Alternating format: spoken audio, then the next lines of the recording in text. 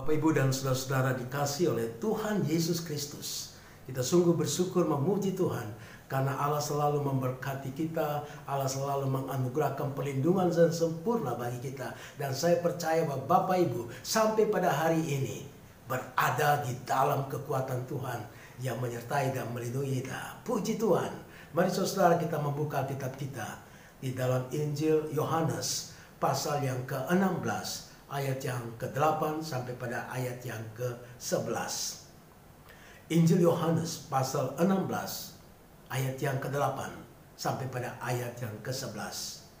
Dan saya mengambil satu judul atau satu tema khotbah ini, yaitu peran Roh Kudus yang menginsafkan.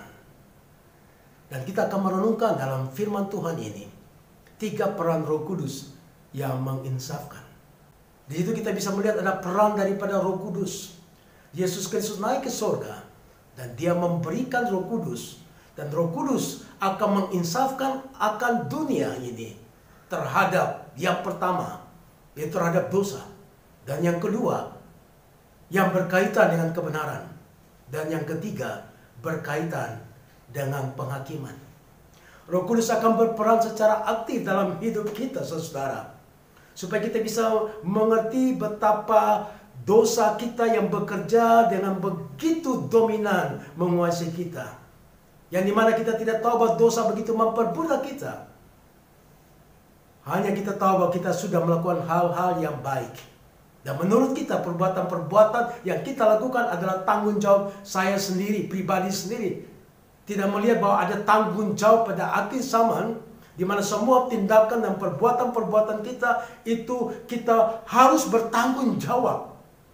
Baik perbuatan, perkataan maupun pikiran kita, semua yang kita lakukan itu harus dipertanggungjawaban dalam pengadilan ilahi. Semua manusia akan mengakhiri kehidupan ini, dan semua akan berada dalam satu titik yang disebut dengan titik penghakiman. Dan titik penghakiman itu adalah Allah pencipta alam semesta ini akan menghakimi orang-orang yang diciptakan dan dia titipkan dalam muka bumi ini. Dan pada akhir daripada kehidupan saudara dan saya, kita ada di dalam satu area, di mana area itu adalah area penghakiman daripada Allah terhadap semua tindakan dan perbuatan-perbuatan yang kita lakukan semasa hidup kita di muka bumi ini. Karena itu saudara, Tuhan memberikan Roh Kudus kepada kita. Dan Roh Kudus ini yang berperan begitu aktif menolong dan menyertai kita. Yang pertama dilakukan oleh Roh Kudus dalam ayat firman Tuhan tersebut adalah bahwa dia menginsafkan kita dari dosa kita, saudara-saudara. Saudara-saudara dikasih Tuhan, kalau kita berbuat dosa dan kita merasa itu sesuatu yang biasa, itu hal yang wajar, saudara-saudaraku. Karena apa? Karena memang kita melihat dosa itu dari perspektif kita. Tidak ada sesuatu yang menjadi cerminan bagi kita, atau sesuatu yang menjadi pola untuk kita membandingkan perbuatan kita itu dengan satu cermin atau dalam satu pola yang standar, saudara. Sehingga kita berbuat dosa, kita merasa itu adalah hal yang biasa. Karena tidak ada satu pola atau satu cermin yang mengukur perbuatan-perbuatan kita, saudara. Pada waktu kita berdosa, saudara-saudara, kita melihat dosa kita dengan kacamata kita, dari keinginan kita, ya itu sepertinya kita lakukan itu ada hal-hal yang benar, hal-hal yang tidak merugikan orang lain, karena itu menguntungkan kita, saudara. Tetapi standar yang kita pakai untuk menilai perbuatan dan tindakan-tindakan kita, itu adalah standar dari kita, saudara. Standar dari kita itu karena sebenarnya kita sudah jatuh dalam dosa. Sehingga kita melihat dosa seperti sesuatu yang biasa-biasa saja, saudara. Kita tidak melihat dosa itu dalam pandangan Allah. Dosa yang kita lakukan, saudara, itu adalah sesuatu perbuatan yang sebenarnya membuat Allah itu datang ke dalam dunia. Membuat Allah itu tersalib di kayu salib. Dosa saudara perbuat, dampak daripada saudara perbuat, tanpa kita sadari, kita tidak ketahui, dosa kita inilah mengantarkan untuk Allah datang ke dalam dunia. Untuk Allah menyelesaikan dosa kita lewat kayu salib, saudara. Karena itu Roh Kudus diberikan kepada kita. Roh Kudus dicurahkan kepada kita supaya kita bisa diinsafkan tentang apa yang kita lakukan, yang salah, yang tidak benar, yang disebut dengan dosa itu. Roh Kudus akan menjadi cermin. Roh Kudus menjadi pola ukuran bagi kita untuk kita bisa menilai semua tindakan-tindakan dan perbuatan-perbuatan kita bukan dari perspektif kita manusia atau perspektif pribadi sendiri, tapi dari perspektif pandangan Allah itu sendiri. Karena itu Roh Kudus menuntun kita, menolong kita untuk kita digiring di bawah untuk melihat bahwa dosa yang kita perbuat ini dari perspektif ilahi, dari perspektif Allah itu sendiri. Karena itu saudara-saudara, Roh Kudus yang berperan untuk menolong kita. Roh Kudus bekerja dalam pikiran kita. Roh Kudus bekerja dalam hati nurani kita. Roh Kudus bekerja dalam perasaan kita. Supaya kita memiliki satu kesensitifan terhadap dosa. Supaya kita melihat dosa sebagai satu yang bobrok, sesuatu yang keji di mata Tuhan, yang sangat menjijikkan di mata Tuhan. Itu ada peran daripada Roh Kudus yang bisa menolong kita untuk kita bisa melihat dosa dari perspektif Alkitab, dosa dari pandangan Allah. Karena itu saudara, Roh Kudus menolong kita, membantu kita untuk menginsafkan kita, supaya kita bisa peka terhadap diri kita yang berdosa. Hal yang kedua saudara-saudara, di dalam firman Tuhan ini adalah Roh Kudus menginsafkan kita kepada kebenaran. Kita tidak bisa mengerti kebenaran dengan baik, karena kita mengukur setiap kebenaran dari perspektif kita, sudut pandang kita. 1 tambah 1 adalah 2. Itu adalah kebenaran dari perspektif kita. Kita membentuk satu kebenaran dari keterbatasan daripada cara berpikir kita ini. Tetapi kita tidak mengukur kebenaran dari pola atau dari cermin yang menjadi standar, yang berlaku untuk semua orang. Baik pada orang yang hidup pada zaman yang lalu, dan juga yang hidup pada zaman sekarang, dan zaman yang akan datang. Ada satu standar mutlak untuk kita bisa melihat apa itu kebenaran. Semua orang menciptakan kebenaran-kebenaran sendiri. Setiap orang membuat kebenaran berdasarkan dengan nilai-nilai yang dia tentukan untuk menciptakan satu kebenaran. Maka lahirlah agama. Lahirlah semua kebenaran-kebenaran yang sebenarnya terlalu banyak.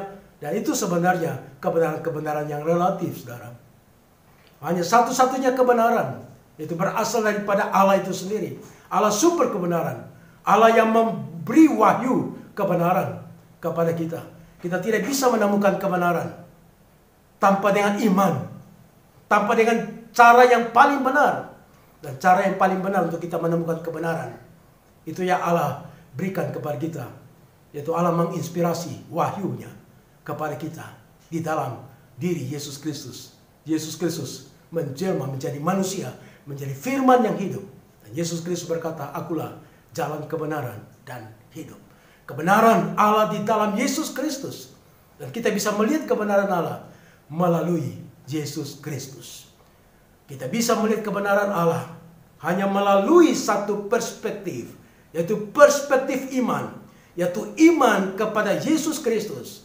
Pada waktu kita menaruh iman kepada Yesus Kristus, dan kita menerima Yesus Kristus sebagai Tuhan dan kebenaran, dan kita akan menemukan kebenaran dan bisa melihat kebenaran Allah yang mutlak, yang maha tinggi, yang sangat mulia.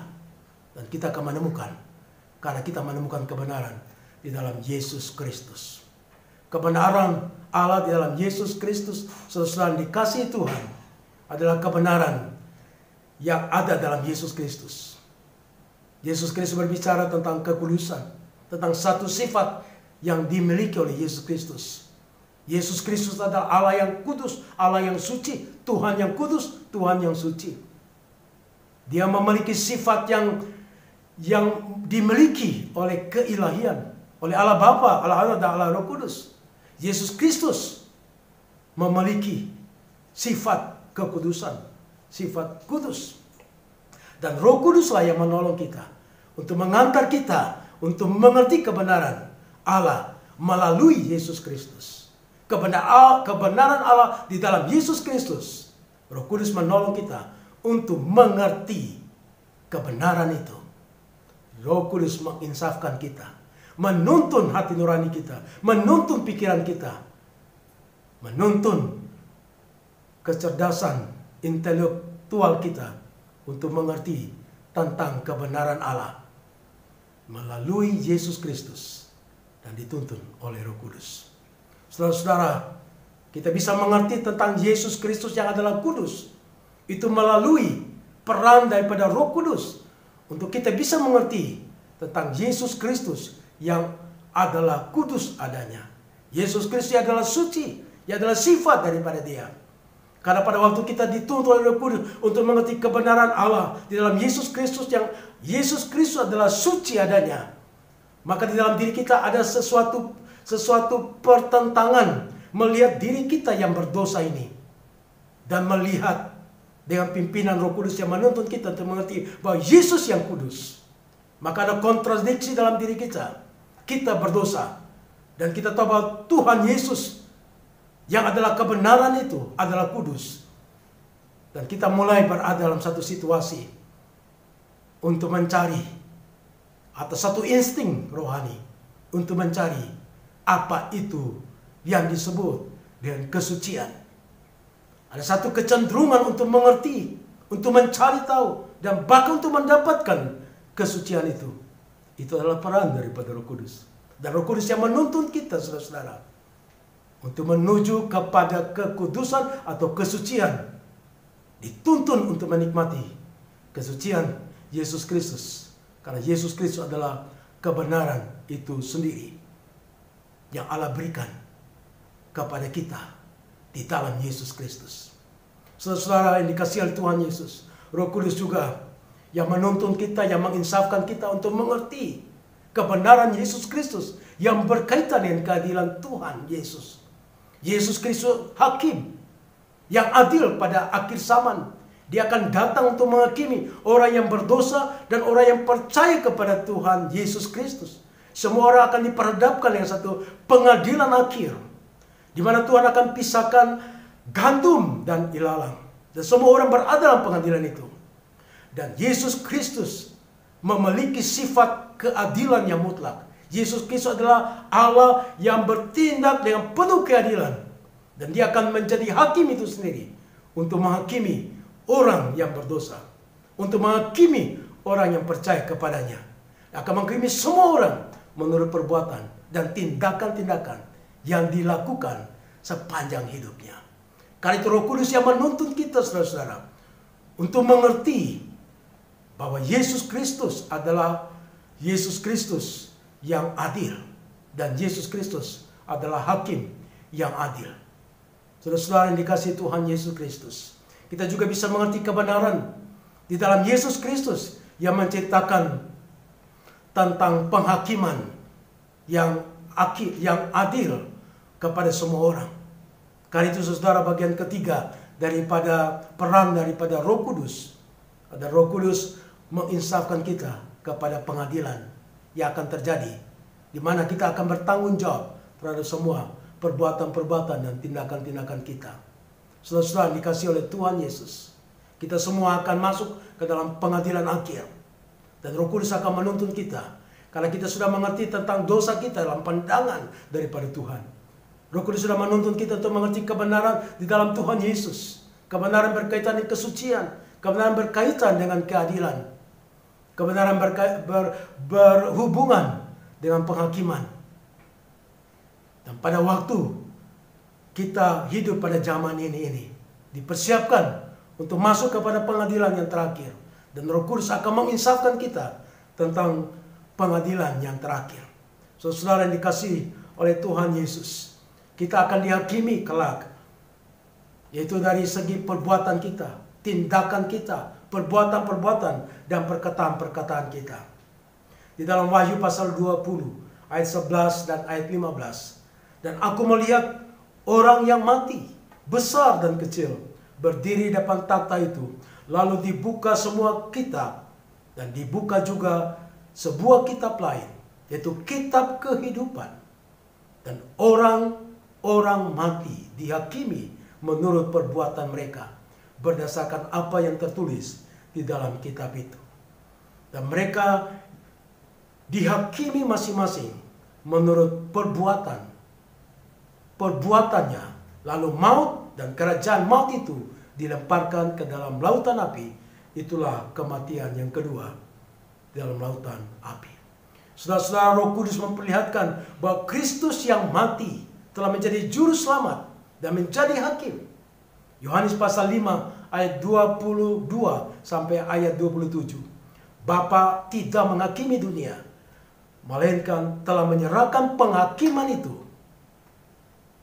seluruhnya kepada anak, supaya semua orang yang menghormati anak sama seperti menghormati Bapa. Barang siapa tidak menghormati anak, ia juga tidak menghormati Bapa yang mengutus dia. Apa yang dihakimi Tuhan Yesus bagi kita? Itu penghakiman termasuk pikiran kita. Karena Tuhan mengetahui rancangan-rancangan manusia. Mazmur pasal 94 ayat yang ke-11. Pemazmur mengetahui bahwa Tuhan mengetahui pikiran dan berkata, ujilah aku dan kenalah pikiran-pikiranku. Mazmur 139 ayat 24. Apa yang akan dihakimi bagi kita, saudara-saudara? Itu perkataan dan perbuatan kita. Dalam Yudas ayat yang ke-15.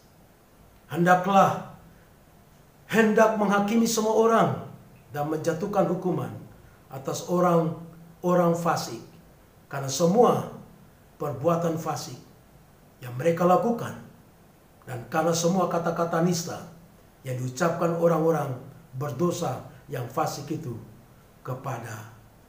terhadap Tuhan. Saudara-saudara yang dikasihi Tuhan, Roh Kudus bisa bekerja menginsafkan kita tentang pengadilan, di mana Yesus akan datang sebagai hakim dan menghakimi semua perbuatan kita.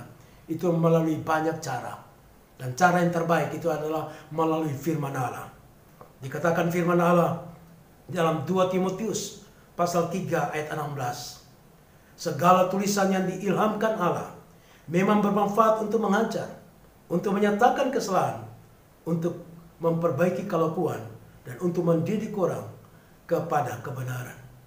Firman Allah itu berguna bagi kita untuk menyadarkan kita terhadap tindakan-tindakan kita yang salah, perbuatan-perbuatan yang kelakuan-kelakuan yang tidak benar, dan untuk mendidik kita kepada kebenaran. Dan firman Tuhan itu yang paling penting untuk menolong kita mengerti kebenaran tentang Allah. Karena itu saudara-saudara dikasih Tuhan, Roh Kudus bekerja secara aktif. Roh Kudus memberitahukan kepada kita tentang firman Tuhan yang pernah kita dengar, baik lewat khotbah-khotbah, baik melalui lagu-lagu rohani, artikel-artikel buku-buku rohani, atau melalui kesaksian-kesaksian yang kita dengar dari banyak orang. Roh Kudus bisa memakai alat-alat seperti itu untuk menyadarkan kita tentang apa yang dikatakan oleh Alkitab, tentang penghakiman, tentang masa yang akan datang, di mana Yesus Kristus akan datang sebagai hakim. Dan Roh Kudus selalu bekerja terus-menerus untuk memperbarui cara berpikir kita yang tidak sesuai dengan firman Allah. Dan Roh Kudus akan mencocokkan pikiran kita yang salah ini, dan dia membersihkan pikiran kita yang salah ini, supaya pikiran kita yang salah ini mendapatkan satu pencerahan daripada kebenaran yang datang daripada firman Allah. Karena firman Allah akan menolong untuk merubah tindakan-tindakan kita yang salah. Firman Allah akan mendidik kita, membentuk karakter kita. Dan itu semua, saudara, ada peran daripada Roh Kudus. Roh Kudus yang bekerja, Roh Kudus yang menginsafkan kita melalui pikiran kita yang sudah kita tahu tentang firman Allah dan logika kita. Dan Roh Kudus akan berperan secara intensif untuk kita mengerti kembali firman Tuhan. Ada banyak dosa-dosa yang kita perbuat bertumpuk-tumpuk pada tahun-tahun yang lalu. Nah, mungkin kita sudah tidak ingat lagi dosa-dosa kita. Tapi Roh Kudus menuntun kita untuk mengerti firman Allah dengan baik. Dan firman Allah berkata, bahwa jika engkau mengaku dosa, maka Tuhan itu setia dan adil, dan Dia akan mengampuni segala dosa dan kejahatan kita. Firman Tuhan itu datang kepada pikiran kita oleh kerja Roh Kudus. Firman Tuhan itu menyentuh hati kita yang keras, oleh Roh Kudus mengubah, supaya pikiran kita, hati kita yang tidak sesuai dengan firman Allah, mengingatkan kembali firman Allah. Dan firman Allah itu pedang bermata dua yang bisa menghakimi kita, yang bisa mengoreksi hidup kita. Dan itu semua adalah kerja daripada Roh Kudus.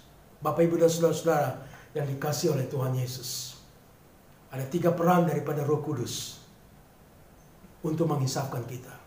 Yang pertama adalah Roh Kudus menginsafkan kita terhadap keadaan dosa kita. Yang kedua, Roh Kudus menginsafkan kita tentang kebenaran Allah. Dan yang ketiga, Roh Kudus menginsafkan kita atas penghakiman. Saya berdoa dan berharap kiranya saudara membiarkan diri saudara untuk dipenuhi oleh Roh Kudus, dipimpin oleh Roh Kudus, supaya Roh Kudus terus menginsafkan saudara, baik pikiran, perasaan, dan tindakan saudara, dan diperbarui terus-menerus oleh Roh Kudus, sehingga kita memberikan sensitifan terhadap kepekaan, cara kerja daripada Roh Kudus yang aktif itu dalam diri kita, sehingga hari demi hari kita semakin disempurnakan melalui kebenaran yang disampaikan oleh Roh Kudus kepada kita. Tuhan Yesus kiranya memberkati saudara-saudara sekalian. Mari kita tutup dalam doa. Bapa di surga, terima kasih untuk firman-Mu. Memberkati setiap kami yang mendengarkan firman Tuhan pada hari ini. Urapi dengan kuat kuasa darah Yesus, supaya kami memiliki sensitifan, karena Roh Kudus menginsafkan kami terhadap dosa-dosa yang kami perbuat. Roh Kudus juga menginsafkan kami untuk memahami, mengerti kebenaran dengan baik. Dan Roh Kudus juga akan menolong kami, menginsafi kami tentang penghakiman yang akan datang kelak. Terima kasih untuk firman-Mu. Berkati hamba-Mu dan berkati kami semua yang mendengarkan firman Tuhan ini. Dalam nama Tuhan Yesus Kristus kami berdoa. Haleluya. Amin. Tuhan Yesus memberkati kita sekalian. Salam.